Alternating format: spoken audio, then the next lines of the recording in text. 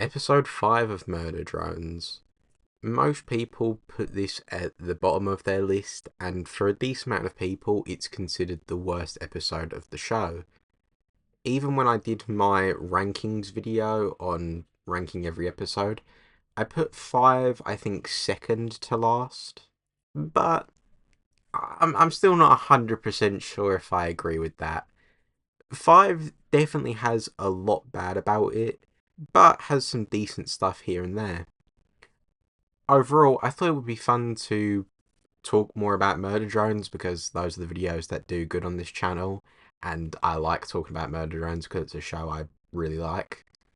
So we're going to go through, talk about the episode, and a few things I think should have been changed or just completely taken out, with the goal of making this episode a bit better. Crikey, what a bounding hump to ruffle! Why are you talking like that? It's best we take a quick look over the episode and what we need to follow while writing this. Episode 5, it's the lore episode of the show. It's meant to reveal the past and what's been hidden from us the whole time, and the past of V and N. The episode follows Uzi and N going through N's memories in attempts to salvage them while something is trying to delete him and V's memories. N doesn't remember Uzi while he's in the past. The episode also shows us humans like Tessa, their owner, and Sin, who is controlled by the Solver. Sin ends up killing the humans at the gala. Dole also gets the key bug, which she gives to Tessa and Jay, but that leads into episode 6. The episode swaps between following Uzi and N trying to get into the basement, while Tessa and Jay are trying to stop Sin from massacring the gala. While all that sounds fine, the problems this episode ends up facing is that it can be confusing to follow, which is a problem with the whole show really. Some characters get completely ignored in this episode. There's some pacing and issues with keeping track of everything. I guess that kind of links into how it can be confusing to follow. Episode 4 doesn't really transition well into episode 5, or transition at all into episode 5 really. And horror moments being ruined by some of the comedy, and also just some of the comedy not really being funny. One of my biggest complaints is how you'd assume this episode that's about the drone's past would feature V. You know, one of the main three who, up until this point, has been very against looking into the past and trying to ignore all of that. Well, she's not really in this episode. In this episode, she's in an error state where she just stands still like a statue. Then she's controlled by the Solver. Then, in the final, 3 to 5 minutes, she gets back 3 lines. Gold. Didn't retrievers have... Execute. You little narc! Get out of my head!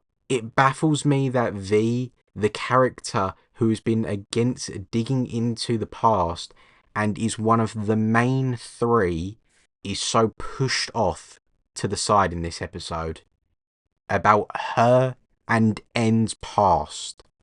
Past V has more character in the flashback scene of episode 2 than the entirety of episode 5. The whole past memory stuff in general is a bit confusing, especially because we have scenes following Tessa and Jay.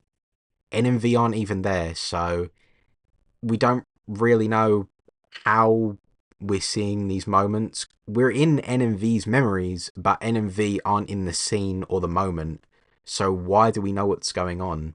Again, my guess has to be that the Solver is a hive mind thing, so because Jay was there and Sin was there, V and N also know the memories. Or at least it's somewhere in their system. I'm just trying to figure out how we can get away with explaining these scenes, or at least having reasoning for it. It's just a case of the episode taking priority over explanation, which isn't a bad thing. Sometimes you do just have to ignore explanations for things so you can make a better story/episode. And this is a case of that. I'm setting myself a few rules for this. 1, I need to keep the main idea of the episodes the same and hit the same points. 2, if any changes end up making a scene longer or adding a new one, I also need to find places I can shorten or cut to keep the length of the episode the same, or around the same. I can't just add another 10 minutes of content. 3, I need to keep the characters similar to how they act in the show. I can't just completely rewrite them. There's other stuff I'm sure, but these are the 3 main rules I'll try stick to while writing this. The episode starts with us seeing the zombie drones tape from episode 4, and then seeing Sin turn on in a pile of worker drone corpses. I really like this intro. It looks fantastic and starts the episode off with a great horror feel. This isn't really a complaint, but if I had to cut moments, this would be one on the list. Just because I feel you could put this in episode 4 when the tape is originally found. Other than seeing this tape, the episode doesn't really link into episode 4. We just kind of jump into episode 5, which may or may not be a problem for some people. I think it's fine, but if you wanted maybe a cleaner walk into episode 5 from episode 4, well, this is all you have. Murder Drone's intermission actually solves this problem with how at the end of that, they talk about memories and how they can't remember much. Uzi does her gremlin laugh and says it's not a problem for her. I think it's a good scene. It does remind us that Uzi actually is, a genius. She did build a working railgun. Even if underused, it's still very important. Seriously, I think the railgun is shot like 3 times. I assume it wouldn't be as good in fight scenes. Either way, I'm already rambling. Yeah, I really do like the intro, and I think it starts the episode off with a great horror feel. In the manor, we see some drones in an error state, including V, but we also see N reading a book on golden retrievers. Us as lizards. Jay drew herself. Some sounds come from the basement, and a few books drop telling N to go into the creepy basement. However, he instead leaves. So this is where one of my biggest issues in this episode actually comes to play. V being in the error state. This just means nothing is done with V. In this episode, V is in the error state, so she does nothing. Then she's infected and just tries to attack people. Then she finally talks in the last 2 minutes of the episode. Personally, I would have changed it so V was actually active during this scene. Make it so she was cleaning something in the library, N was reading the book, and they had some interactions with each other, V being shy and all that. And then N leaves her alone to go check on Sin. So N goes to the bar, and this is where we see Sin, one of my favourite characters. Sin wants to go to the gala, but N instead offers a movie night. If Tessa, their owner, says no. There's also something still trying to talk to N. Honestly, Sin is great in her first scene. I don't know if it's just because I like the character, but I definitely like the scene. I think it's a good introduction to Sin, and we definitely get to see how creepy she is, and I think I also do like that they don't try hide the fact she is the infected drone. I also like that we do get to see Sin has some emotion and definitely cares for N. Don't give me those eyes. Giggle, I am so naughty. The flesh demands invitation. N and Sin go to the gala room, and here we see how the humans treat the drones, and we also get to meet Tessa. There's some talk between Sin, N, Tessa, Jay. Uzi is still trying to get N's attention, until Tessa's mother comes over and tells her off for having the drones and says they'll be thrown out because they're filling up her library. Sin speaks up, and before she's told off, N decides to take the blame, which gets him sent to being tied around a tree for crows to peck at him. I don't really have much to say. I think Tessa's great, another favourite character here. I'm sure I'll talk about her later. I will say, I do like the idea of us not being able to see how the humans look. I don't know why, but I really like that choice. I wonder if the idea came from Indonesian Cube. And if you're wondering what Indonesian Cube is, you can go watch that video here. At first, En plays with the crows until they decide to start attacking him. At this point, he says Dark X Wolf 17, and that allows Uzi to take control of a crow. Now that Uzi is here and changes the memories because she's a part of them, it does leave me with the question, did En originally die to the crows, or did the Solver/Sin save him before he died? Also, I don't know if I just missed something or if I'm stupid. Why does En saying Uzi's username let her control a crow? She was writing stuff earlier in the episode. She's hacked into En's memories, but she can't take control of anything until he says her username.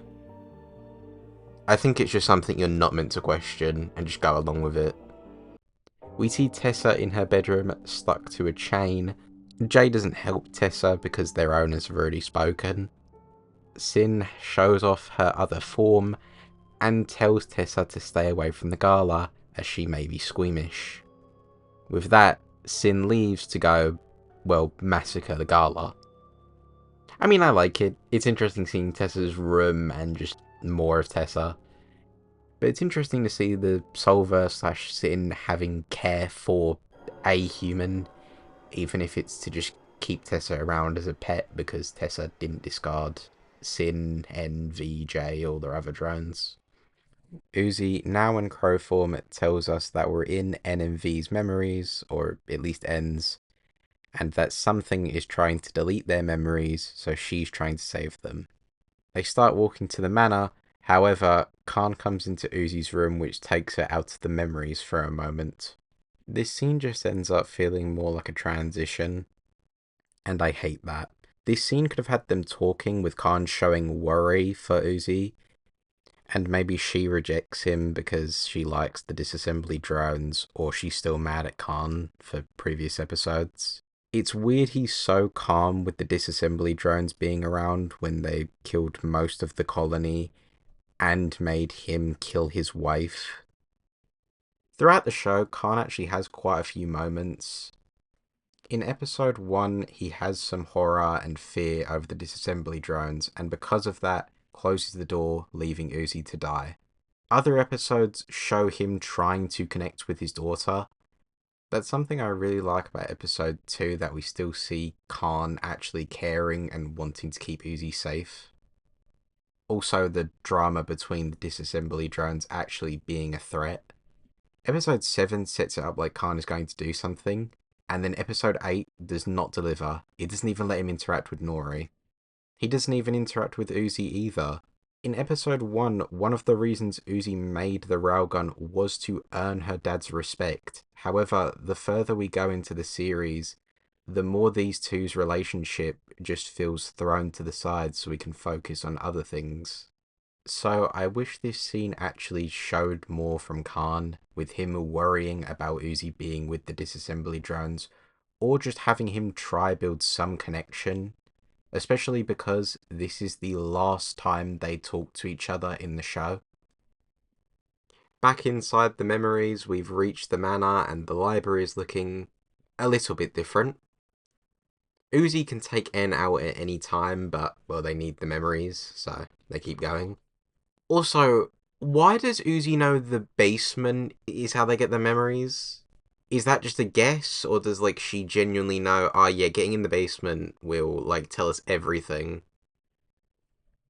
En moves V off the entrance. However, they can't get in because they need the key that Jay has. It was mentioned earlier in the episode that Jay had the key. However, V is infected by the Solver, and this scares them enough to the point where Uzi lays an egg. Tessa tells Jay about union negotiations and stuff, getting her angry enough to destroy the chain.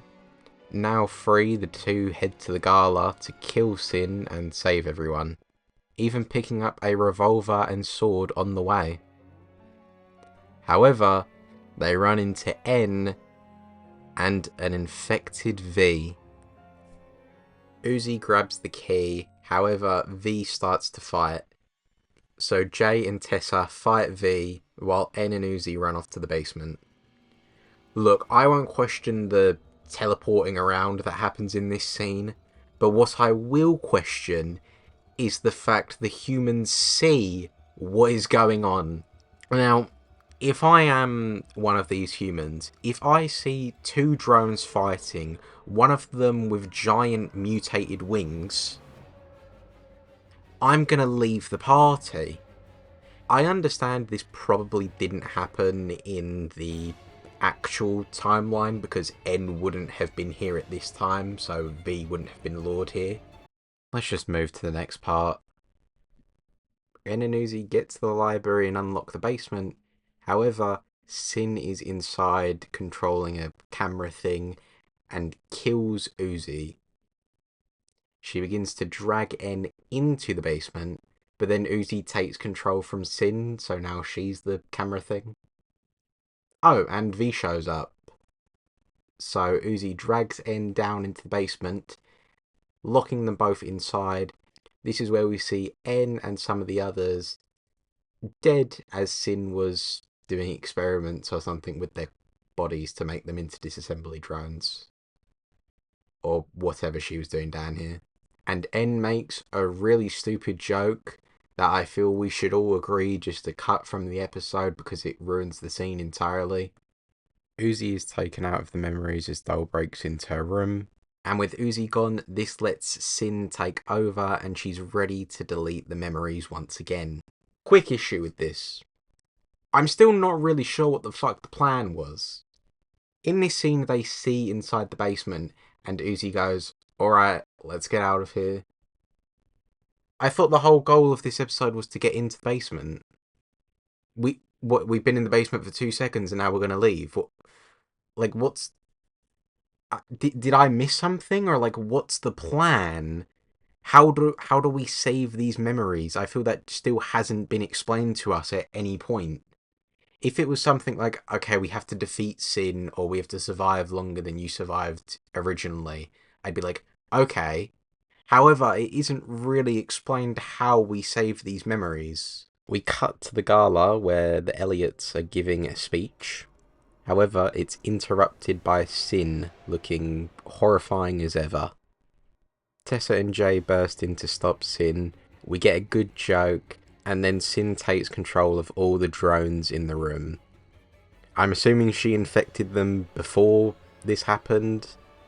That, or she just has the power to infect all the drones around her, which sounds a bit too OP, so... We don't actually get to see the Gala Massacre. Instead, we cut back to the basement where Solver Sin is trying to pick up a scalpel but can't because of her claws. So she opens the basement door to let in V. Meanwhile, Uzi and Doe are fighting over the key bug, but Uzi can see N is struggling and probably going to die, so she gives up the key bug and slams the door on Doe to go save N, leaving Doe to teleport away. V tries to pick up the scalpel but can't do it, so N gives V her broken glasses. And this is where V says her first actual line of the episode. Wow, good job. Did I mention this the last 2 minutes? Now that V is back in control, Sin gets angry, pushes her aside, and picks it up to do the job herself and reset the memories. However, before she's able to do that, Uzi logs back in and lets go of N. Now V and N are both in control and remember Uzi. And that's it, and that's that. They've saved the memories somehow for some reason. I don't know why. I don't know how this... Is it because V and N are both active Like, the ballroom, the gala room, whatever you want to call it, still has Sin murdering all of those humans and eating them. Her and all the worker drones are just, like, killing a bunch of people, right? But no, it's fine. You know, it's cool. We saved it. We got the memories. Happy ending. Uzi is now NMV's administrator, which is important, so you can remember that. We cut back to the camp from episode 4 and see Dole teleporting onto the frozen lake, meeting with Tessa and Jay, handing them the key bug, and telling them to take her with them because that's the deal. Oh, and Uzi, V, and Enel just show up, and the episode ends on a cliffhanger. How did they get there so fast? How did they not get noticed? Considering they're just behind Tessa and Jay on the frozen lake. I don't know. We need them all here for the next episode, just go with it.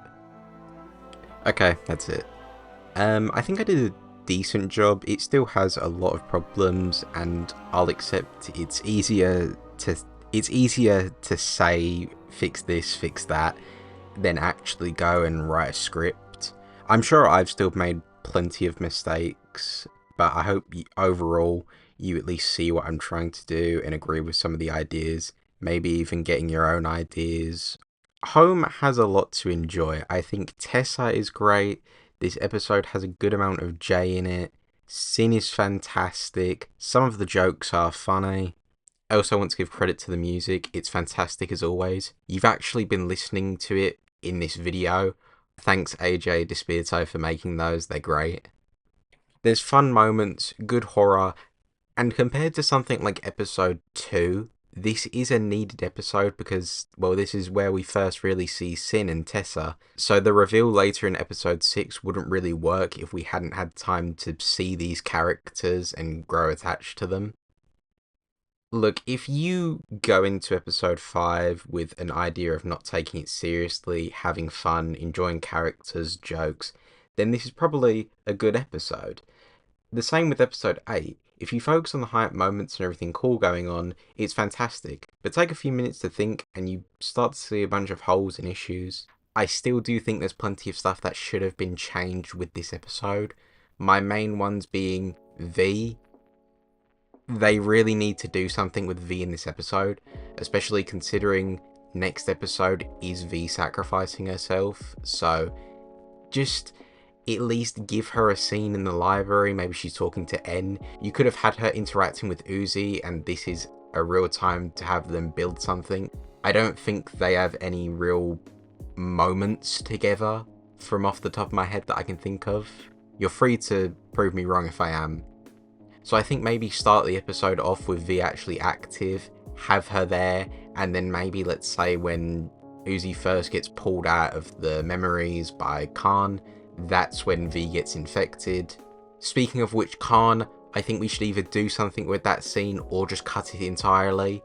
Throughout the whole series, Khan really does get stuff sprinkled in, and especially with episode 7, you think he's going to do something, and it never really happens. So the fact that this is the last time Khan and Uzi ever speak in the show, it just kind of disappoints me this is what we ended it on. Some other things this episode could have done was maybe have Uzi interact with Sin, because they don't ever really interact in the entire show. They interact in episode 8, but it's literally just, I'm free now, let's fight. K. It's just, you know, number 2. Only speak in glory. Leave your baggage at home. None of that deep shit. Wait a minute. Where are we? Oh, we're at home. Like, I want this episode to be more deep and do more shit, but they don't. But yeah, look, I enjoy episode 5, and if you like it as well, good on you. I wanted to keep this video under 20 minutes, but I rambled quite a bit, and even though some of the sections are only about a minute long, the problem is there's 13 sections if I talk about each of them for a minute, and then I also have like the 6-minute intro, and I'm doing it now, I'm rambling, which increases the time, so I'll stop there. Really, thank you all for watching. Subscribe, comment, all that, it really does help with the channel. You've heard it all before, I don't need to explain to you. You know YouTube. If this video does well, I'd like to go over more episodes talking about them in a review style, or maybe just talking about things I'd fix and improve. For example, episode 8 is one I'd like to change a little bit, and you know, that's turning a year old soon, so why not? But that's all for another day, so I hope you enjoyed, and in case I don't see you again, good morning, good afternoon, good evening, and good night.